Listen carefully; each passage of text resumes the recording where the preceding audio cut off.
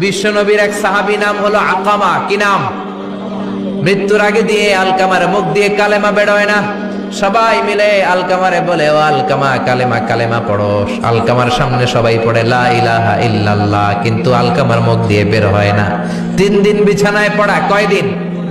বিশ্বনবী বলেছেন লাকিনু মাউতাকুম লা ইলাহা ইল্লাল্লাহ, তোমরা তোমাদের মুমূর্ষু রোগীদের সামনে লা ইলাহা পড়ো। বিশ্বনবীর সাহাবা আলকামার মুখ দিয়ে কালেমা বেরোয় না।